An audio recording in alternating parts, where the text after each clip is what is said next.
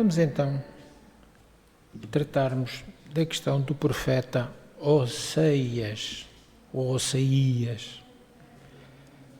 E se calhar não será desprovido de interesse começarmos pelo significado da palavra profeta. O que é que será um profeta? Pessoa que, por inspiração divina, faz o anúncio ou prevê os desígnios de Deus.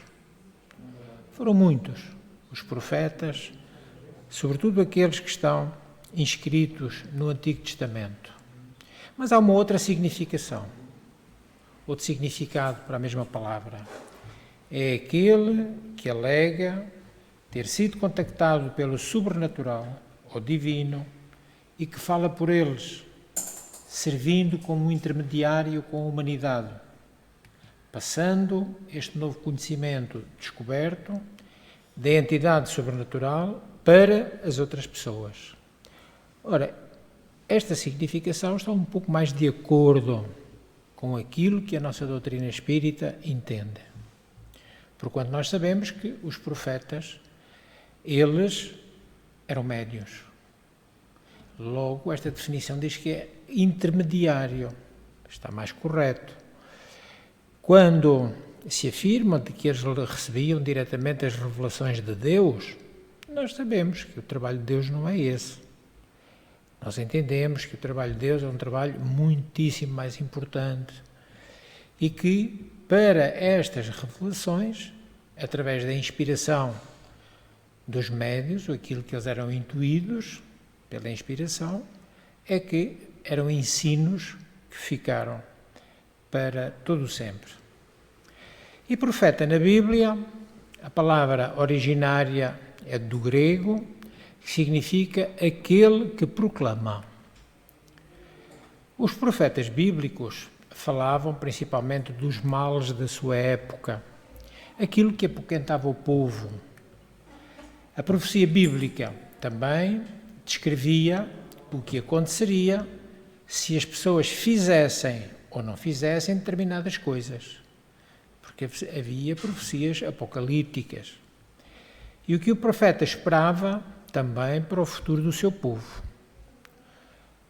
Eles foram divididos em dois grupos. Os primeiros, os maiores, assim chamados pela maior quantidade de textos proféticos escritos. Não é porque eram mais altos ou mais gordos. Eram maiores porque apresentaram mais textos. E por ordem cronológica podemos dizer que foram Isaías, Jeremias, Ezequiel, Daniel.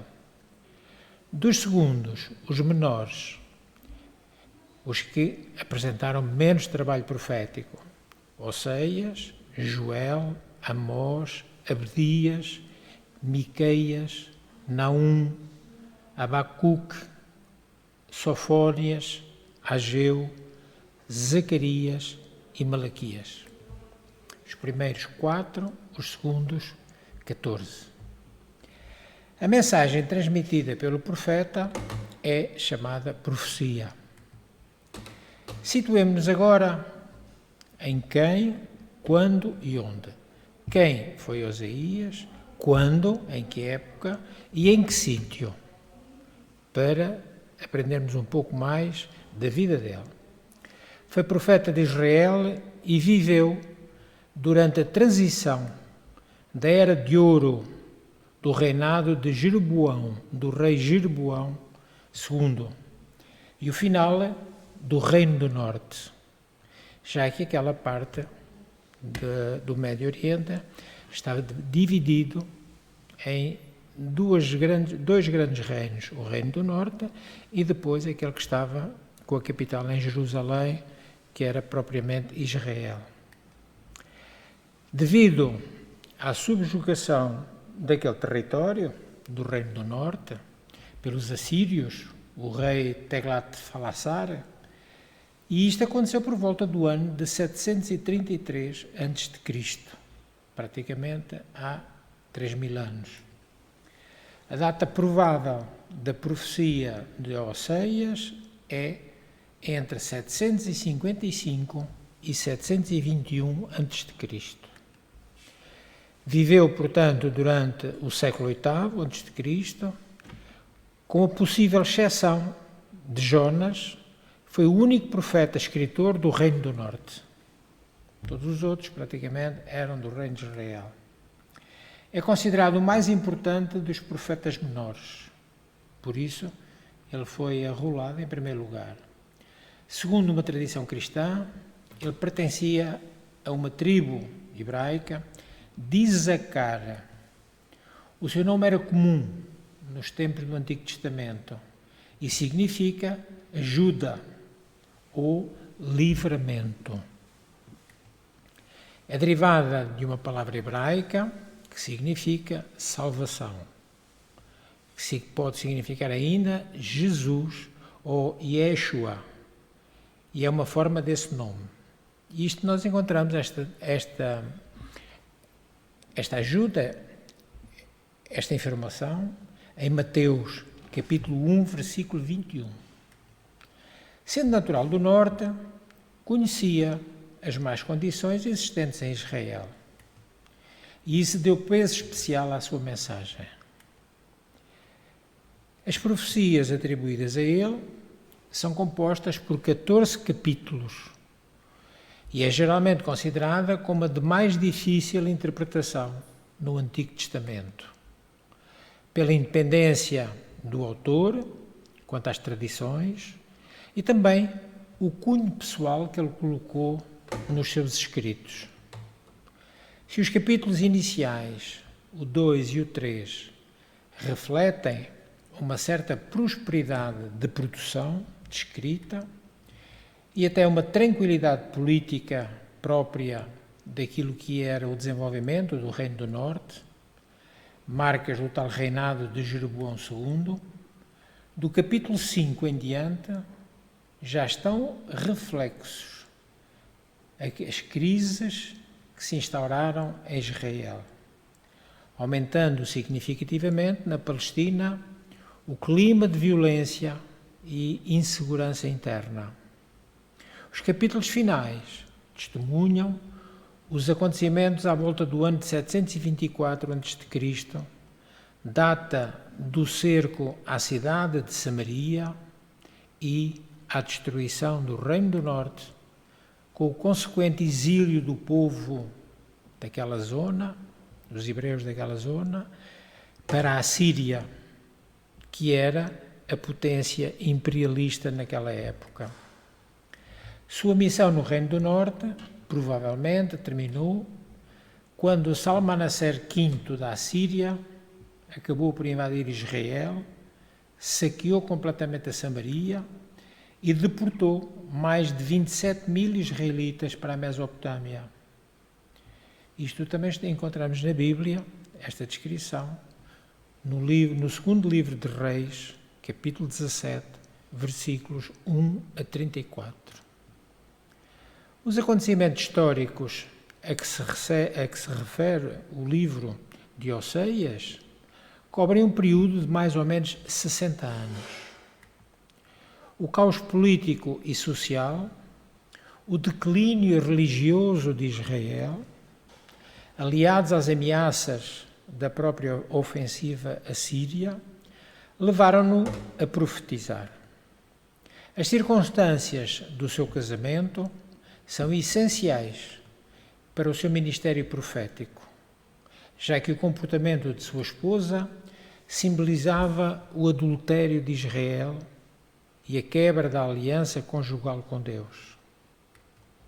Espelhava o relacionamento da aliança de Deus fiel com o Israel infiel ou desleal. Essa deslealdade para com Deus significava adultério espiritual.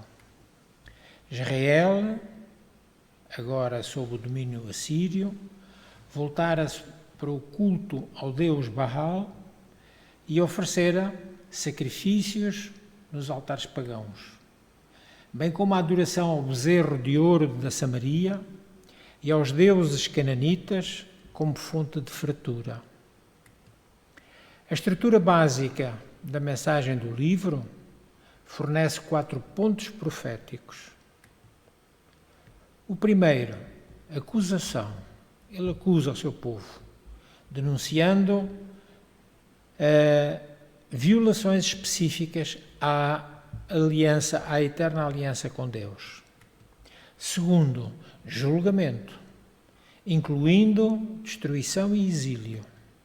Terceiro, instrução, incluindo o convite a todos para o arrependimento. E o quarto, as consequências. Quais as consequências que iriam surgir, incluindo a promessa de restauração dos justos.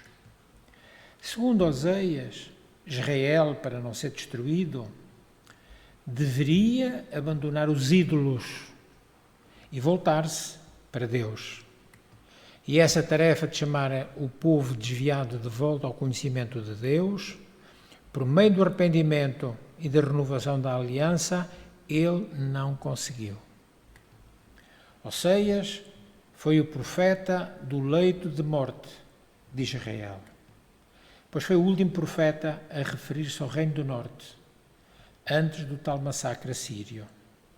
O final do livro reserva uma promessa aos que se arrependam e voltem para os braços de Deus, recebendo o perdão. Lemos em Oseias, capítulo 14, versículo 7 a 9, o seguinte: os que se assentam de novo à sua sombra voltarão. Serão vivificados como o cereal e florescerão como a vide. A sua fama será como a do vinho do Líbano. Quem é sábio, que entenda estas coisas. Quem é prudente, que as saiba. Porque os caminhos do Senhor são retos e os justos andarão neles.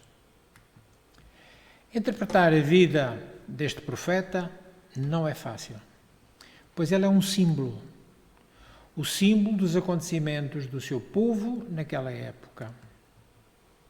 A sua mensagem profética e a sua história caminham lado a lado. Oseias viveu há muito tempo atrás, não há dúvida, muitos séculos atrás. Sua época foi diferente da nossa, em costumes, em tecnologia, mas em pecado, erros, não o foi. Estamos vivendo uma época pecadora como a dele, não tenhamos dúvidas. Não estamos sob a ameaça de uma invasão, não estamos sob o perigo de sermos subjugados a este ou àquele povo, mas surgem novas religiões, ou as antigas radicalizaram-se por fanatismos e fundamentalismos. As pessoas deixam-se escravizar por doutrinas completamente absurdas. Religiões professam deuses estranhos e até, como nós sabemos, deuses pagãos. Pratica-se a mescla religiosa como forma de liberdade de culto. Mas a finalidade é camuflar as verdadeiras intenções de subjugar as criaturas que aderem a essas doutrinas. Os verdadeiros cristãos devem resistir a tudo isso, pois não são escravos de doutrinas, não são escravos de deuses, deuses que ainda por cima estão mortos nos seus delitos. O Espiritismo é lúcido e afirma como regra básica: não será nas religiões que encontraremos a salvação, mas sim na caridade. Então, se o povo hebraico àquela época abandonou a aliança com Deus, quantos cristãos não têm feito o mesmo abandonando Jesus? Então este profeta, Oseias, pode nos concitar a racionalizarmos qual é o caminho que eu quero trilhar para me encontrar com Jesus. Já que para nos encontrarmos com Deus vai ser necessário muito mais tempo. Precisamos de nos aperfeiçoar, precisamos ser espíritos puros, o que ainda, pela nossa própria visão, percebemos que estamos longe. Então é esta a proposta. E talvez por isso nós falarmos dos profetas antigos. Porque se eles estão lá no Antigo Testamento, com as suas vidas há tanto tempo vividas, por que nos interessarmos por conhecê-los, por saber, precisamente porque esse conhecimento nos pode ajudar na nossa própria marcha evolutiva. Percebermos como na época eles viveram, o que aconteceu, o que eles testemunharam e qual a mensagem que deixaram para nós. Então, Oseias, a mensagem é essa. Sigamos o nosso rumo, a nossa caminhada ao encontro de Jesus. Porque se chegarmos a Ele, estaremos mais próximos de Deus. Que Ele nos abençoe e que realmente possamos de algum jeito ter elucidado alguma coisa em relação a este ponto tão importante.